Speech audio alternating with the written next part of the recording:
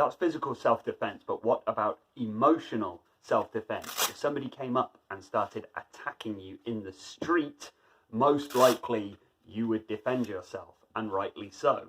But why are so many of us absolutely content to just take emotional beatings from other people, emotional beatings from their employers, emotional beatings from their relationships, from their family, from their friends, without a single shred of self-defense? Why? Why does it happen? Well, I'm going to talk a little bit about why it happens. And I mean, firstly, right out of the gate, most people don't even know that it's something that you might have to think about in your everyday life.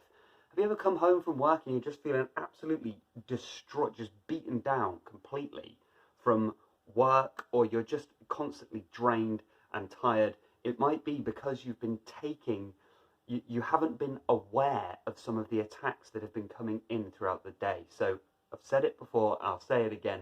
Awareness is key. We need to be aware. We need to be aware to bring our awareness into the present moment always, so that we can understand exactly what's happening in our everyday life, because your life happens now. So we need to bring ourselves into that awareness. And one thing that we should become aware of, if we are trying to make our lives happier, if we are trying to make our lives freer, if we are trying to ultimately make our lives better, not just for us, but for the world as well, one of the crucial things that we must do is to not be naive about the world and about people. It's not to be mistrustful, and it's not to be have your guard up at all times, because actually that's very difficult to do. But it is about understanding that not everybody that you come across is going to have good intentions. Not everybody that you come across is going to be coming into your life from a place of love. There are people out there who are out to manipulate. There are people out there who are out to control. There are people who are out there to try and take from you without giving anything back. And they prey upon the people who are not aware of what's happening. They prey upon the people who are too trusting.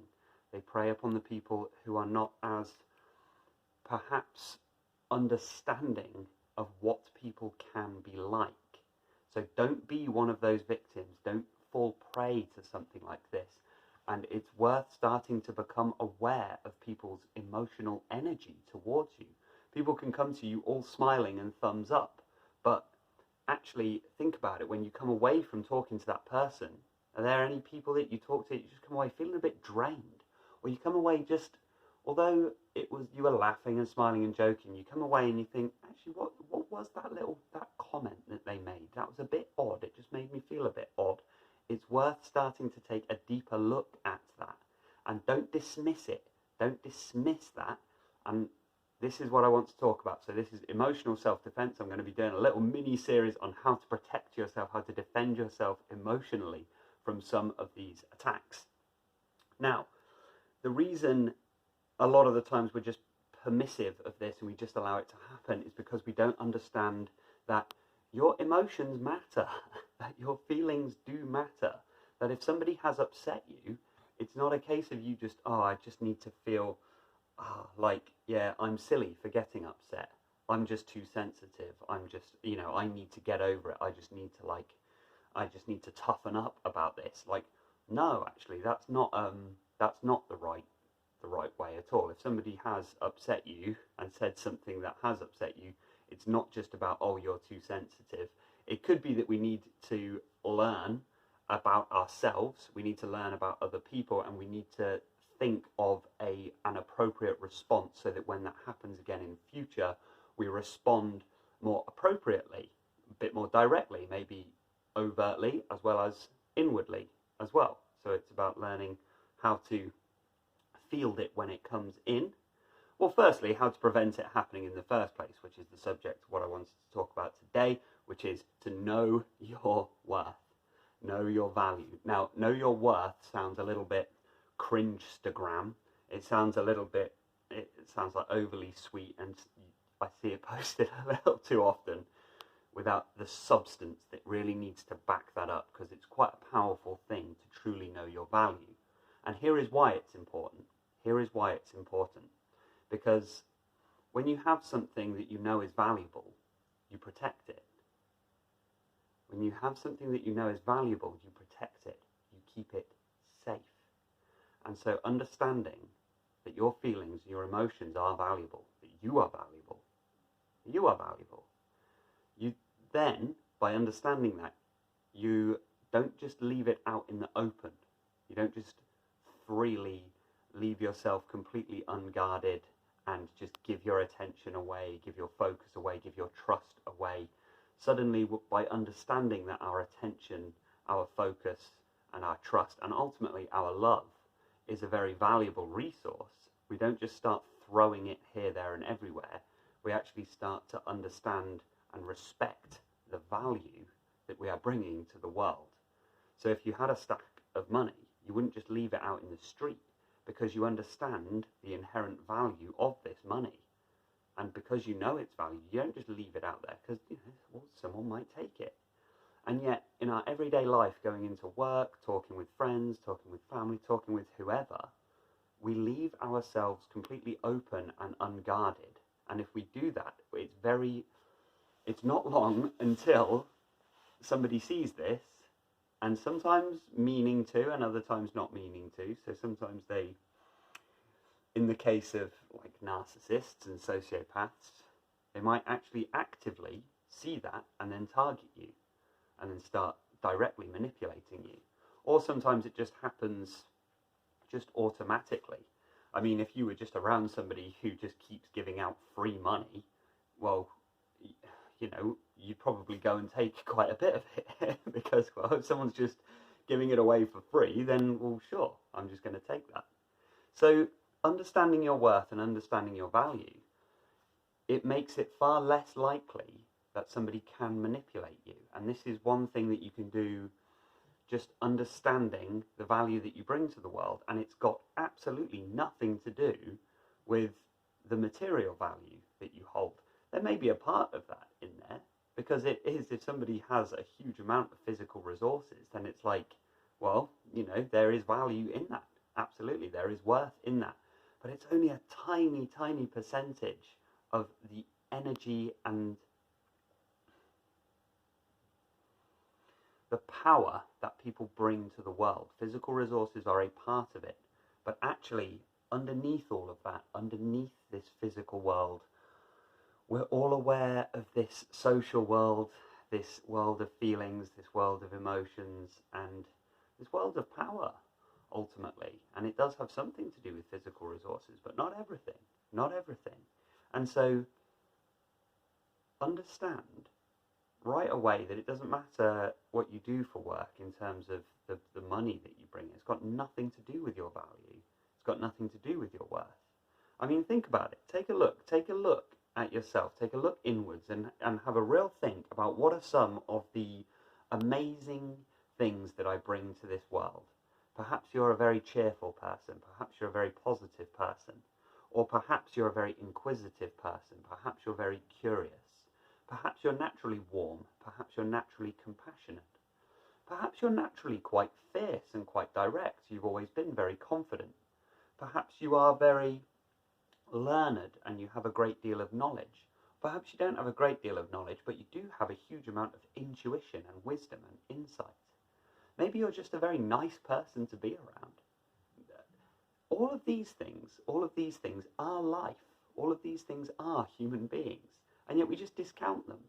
Because that's, well, I've just always been like that. I've just always had this trait. And it's just, if that's never recognized, if it's never understood as valuable, if it's never seen by others and by yourself as being something with inherent value and inherent worth, it won't be long until you have forgotten the inherent value within it. And if you forget the inherent value within it, it's like leaving gold coins out on the street. People will just take it. It's yours. It's yours. It was given to you. It's something that you have nurtured and developed. Don't discount that. Maybe you have some talents in something. What are your hobbies? What are the things that bring you joy? You've probably been putting time, energy, and effort into it. If you put time, energy, and effort into something, that's work. And when you do work, you gain something from it. And what you've probably gained from it is some unique skills and talents, some unique creativity that you're bringing to the world. That is worth more than gold. That is worth way more than gold. I'm sure everybody knows when you go to work, there are some people who are just like, God, just draining. There are other people who come in and they just brighten everyone up.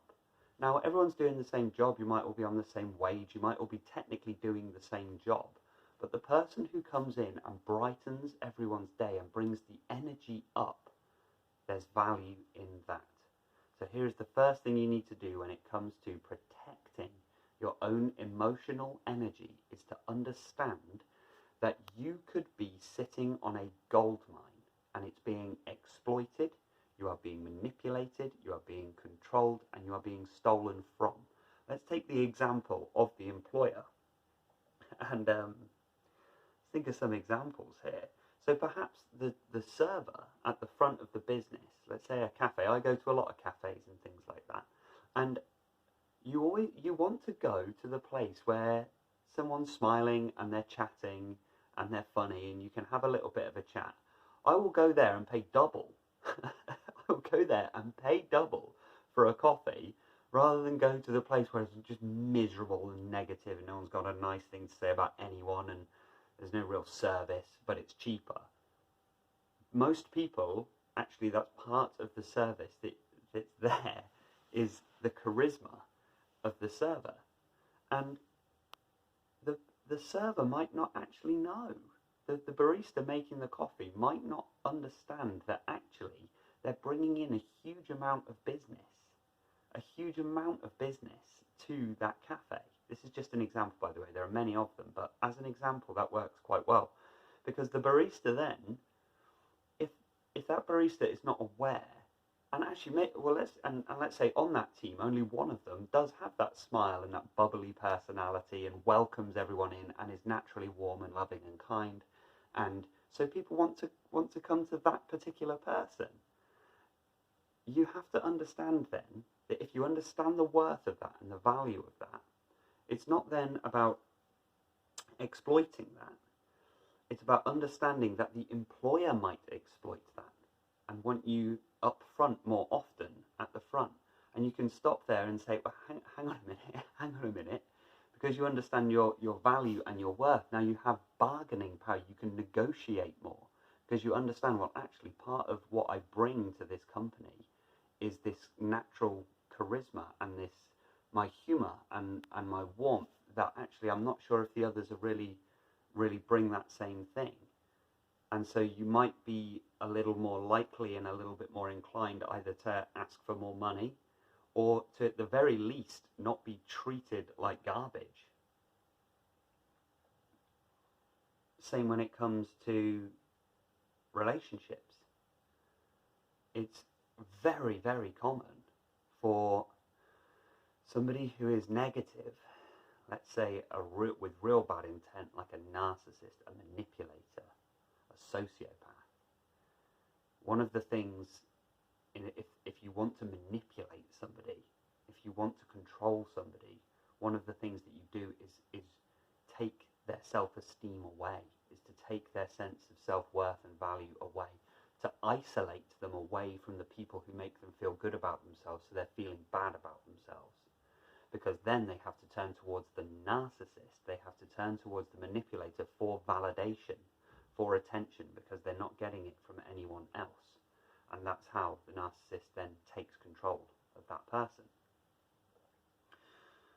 So you have to be able at any moment to turn inwards and say, hang on a minute, is this person trying to undermine me? Is this person trying to take away my confidence in myself, my self-belief, my belief in my inherent value, my inherent worth? It's worth taking a look at. It's worth taking a look at. And a good place to start to understand, am I being drained? Am I being manipulated? Do I need a bit more of that emotional self-defense up? A good way to look at whether you need to do that is to think, right, did I used to have some goals? Did I used to have some targets? Did I used to have all these bright, happy ideas about the future that I just no longer seem to have? Where have they gone? Where has that bright future, that bright, optimistic future gone? If it's dulled, if somebody has said, oh yeah, no, that's just a pipe dream, that's just a fairy tale, life isn't like that. If somebody's managed to convince you of that, man, it's worth starting to take a look at and saying, why would they say that? Why would they be like that?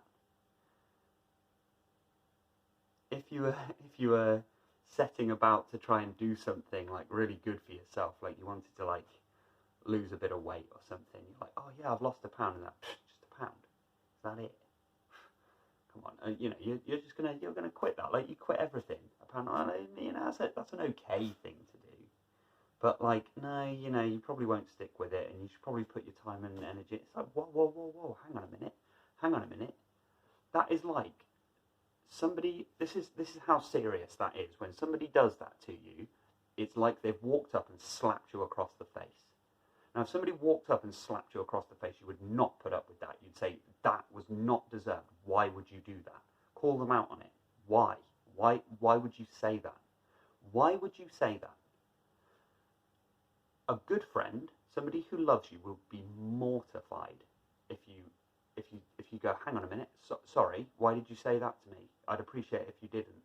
They'd be apologetic and mortified and say, I'm so sorry, that will not happen again. That's beautiful. That's love right there. That's real love. And then you can work it out together, and it's like, okay, now we've agreed, this is probably a bit more important to me than maybe I said. Then the other person can say, I didn't realise, I am so sorry. It won't happen again. I'm here to support you, and I value what you're doing. A manipulator, a liar, a narcissist will say, oh, what? Why are you getting so offended? You're overreacting, aren't you? What? I was only saying. God, you need to stop being so sensitive. Right, that's not on. That's not on. Right there, you've called them out on it. And it's like turning a spotlight. It's like turning a light onto the dark places of the world, and it's worth doing. It's worth doing. When you start seeing it, it becomes automatic. You just get a sense of this energy. If you speak to somebody and you just suddenly get this, it's like dark feeling, it's like heavy feeling, and you just go, hang on, what was that? Where did that come from?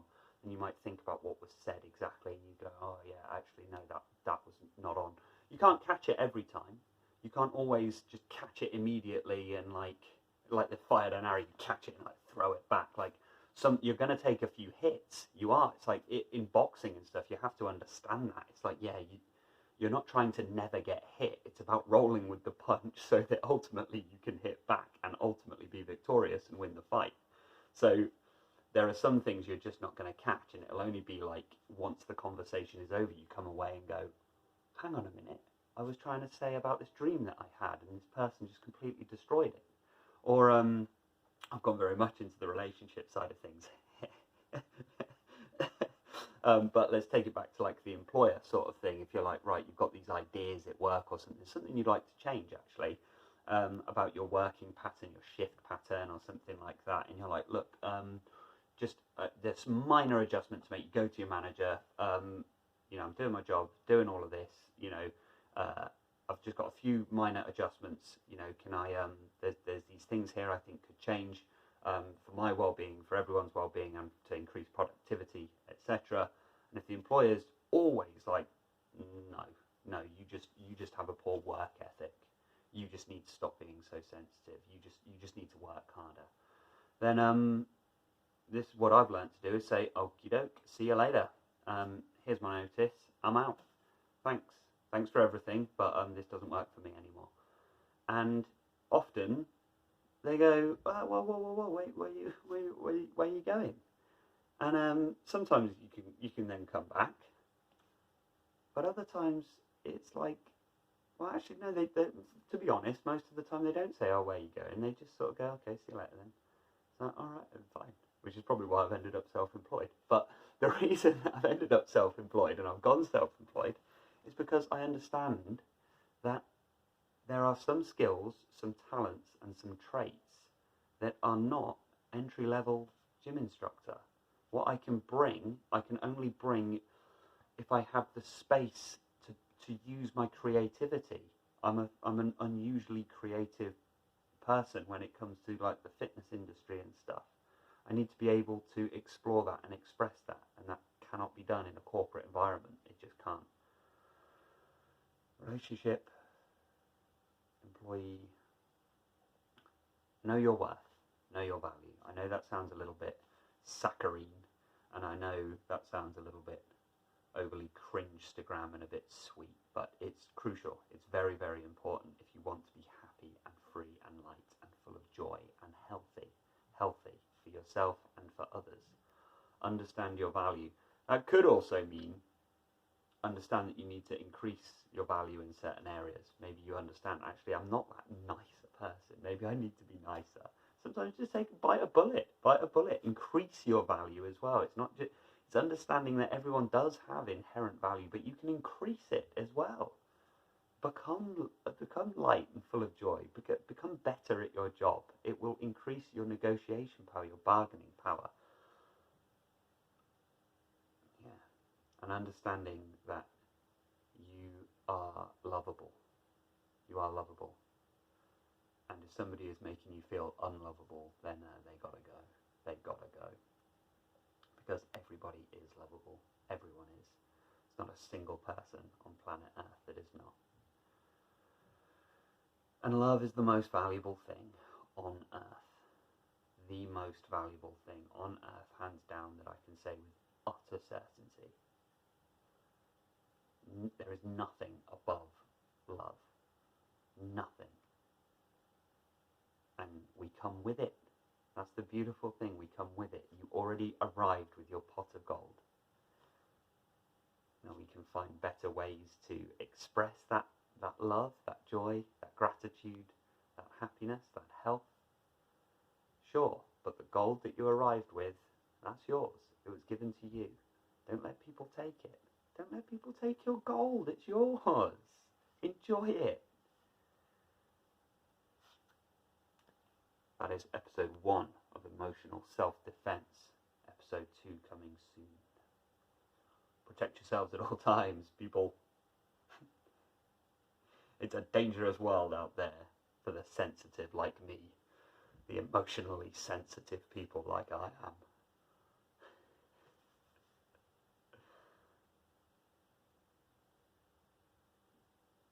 Yeah. Keep your eyes open. You still have time.